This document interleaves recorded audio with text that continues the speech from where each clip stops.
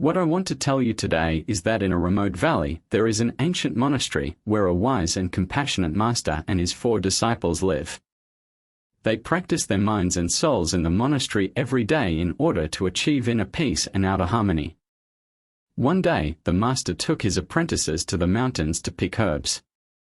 They walked for a long time and finally came to an orchard. The orchard is full of all kinds of fruits, some are bright red, some are yellow, and some are green. They all look very attractive. The master said to his apprentices, "The fruits here are poisonous. You must not pick and eat them casually. We are just here to pick herbs. Don't be greedy for immediate enjoyment, otherwise you will regret it." After saying that, the master took them and continued walking forward. They quickly found some herbs and picked them. However, on their way back, one of the apprentices couldn't help it.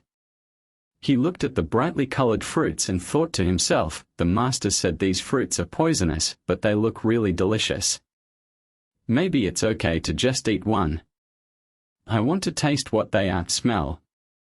So, while the master and other apprentices were not paying attention, he secretly picked a fruit and put it in his mouth.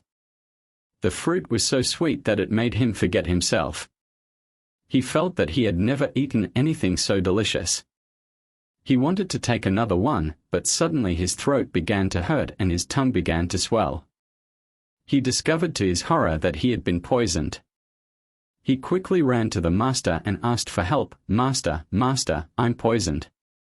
I just ate a fruit secretly and now I feel very uncomfortable. Please help me." The master looked at him, sighed and said, "You are really disobedient. Didn't I tell you that these fruits are poisonous? Why do you still pick them?" The apprentice cried and said, "I'm sorry, master. I was blinded by greed and curiosity and did not follow your advice. Please forgive me and detoxify me." The master shook his head and said, "I can't detoxify you. Only you can detoxify this poison. You need to control your emotions and maintain inner peace to defeat the erosion of the poison." The apprentice asked confusedly, "Control your emotions? Maintain inner peace? What does this have to do with detoxification?" The master said, "Emotions can affect your inner and outer world. If you don't control it, your emotions will become more and more negative, eventually causing damage to your mind and body. And if you can, by taking control of your emotions and making them your friend instead of your enemy, you can balance and restore your mind and body. This is the power of emotions." After hearing this, the apprentice felt that it made sense, but he still didn't quite believe it. He asked, "So, what do I do?" The master said, "You have to imagine a warm and bright power starting from your heart, flowing throughout your body and expelling toxins. This power is your courage and belief. As long as you believe in yourself, you can overcome all difficulties." The apprentice found it a little difficult, but he decided to give it a try. He closed his eyes, followed the master's instructions and began to imagine that his heart was emitting a warm and bright power, gradually covering his whole body. He felt his pain and discomfort gradually lessen, and his swelling and warmth gradually subsided. He felt that his spirit had also been positively stimulated, and he became stronger and more confident. He opened his eyes and saw his master and other apprentices looking at him with smiles. He was pleasantly surprised to find that he had been detoxified. He jumped up happily, bowed to the master, and said, "Thank you, master. You taught me a very important truth. I will definitely control my emotions well in the future and let them become my friends."